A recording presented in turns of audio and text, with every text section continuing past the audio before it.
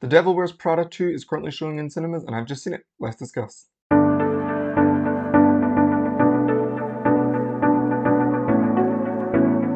and welcome back to the channel, or if you're new then welcome on in. My name is Jay.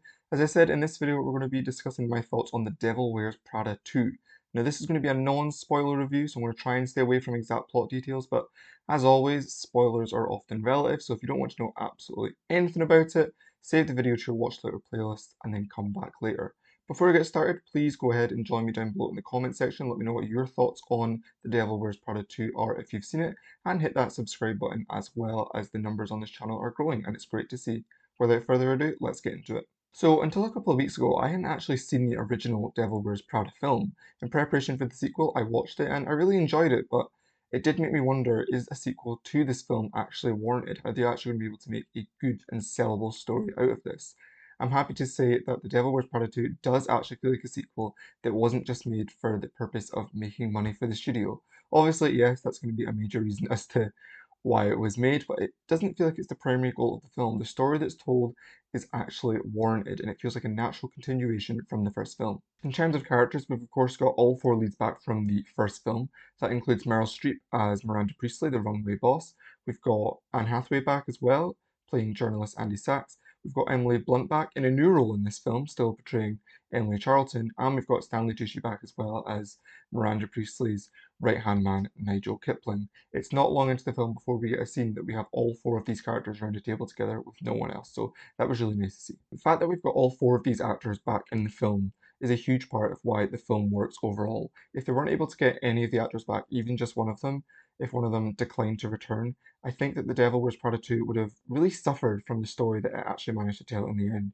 Each of the characters that are in this film, the four leads that is, feels like they've got an importance and a function, and by the end of the film, I didn't feel like there was anyone there who was just there to be like, oh, we got them back. Everyone's got a role to play. I will say that I was worried that Emily might have fallen into that role, but again, I'm happy to say by the end of the film that there's some developments and revelations that link back all the way to the first film and why she ultimately left Runway in between the installments. It all just works really well. It's a seamless narrative. You can tell that this film was made with the goal of continuing the characters' journeys from that first film and going off of those dangling plot threads that weren't necessarily resolved in a satisfying way. We had Nigel at the end of the first film that was sort of betrayed in a way by Miranda. He was denied of the job that everyone thought he was going to get. This film, however, provides a really satisfying, in my opinion, resolution to that plot thread. Miranda Priestley as well has been shown to have developed enough from the first film that although she's still got all of her infamous character qualities, she's in a different place now where she's fresh yet familiar. There's a funny bit where she's got human resources. This is throughout the film, and she's got someone there telling her what she can and cannot do, such as throwing her coat over people like she used to do to her assistants in the first film. It's nice to see her in the modern age and how she's adapted towards that. I will say that I was a bit disappointed that, and this has been spoiled in the trailer, that she didn't seem to remember who Andy was when they first met. I understand that's part of her character, but you know, that was a big moment of the first film that she recognized who Andy was and her worth.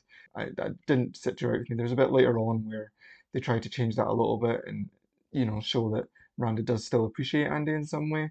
But, you know, it would have been nice if we'd continued that from the first film, that she did remember the one assistant who definitely did stand out. Of course, Andy finds herself back working at Runway in this film, albeit in a different role, and I think Anne Hathaway slips back into that role seamlessly.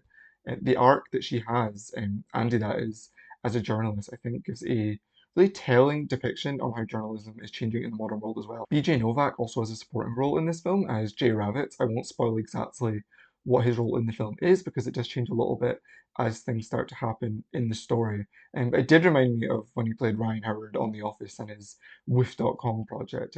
Very perfectly cast, and I don't know if that was intentional or not, but very, very similar business tactics, I will say. Also, please take notice of the film's score. It's got that Devil Wears Prada jingle we had in the first film, and really nice sort of mellow soundtrack. And I think this film, the variations that they play on that is really well done as well. If I was to give The Devil Wears Prada 2 an overall rating, I'd actually give it 4 out of 5 stars. I don't think it's quite there on par with the first film, but it's only marginally behind. It was still a really, really good sequel, and surprisingly, I was a bit worried at first, but I'm really happy that the film got made. I think both of them work together as a pair, and we'll see if they make any more. I really don't think that they should. I think they were, I don't want to say lucky, but I think they did really well with how connected this one was to the first one. I think we should leave it there. If you enjoyed this video, then again, I'll remind you, please do go ahead and hit that subscribe button. Let me know your thoughts down in the comments below, and hit the like button as well. It really, really helps me out. That is all I have to say on this one. I will see you in the next video. Bye.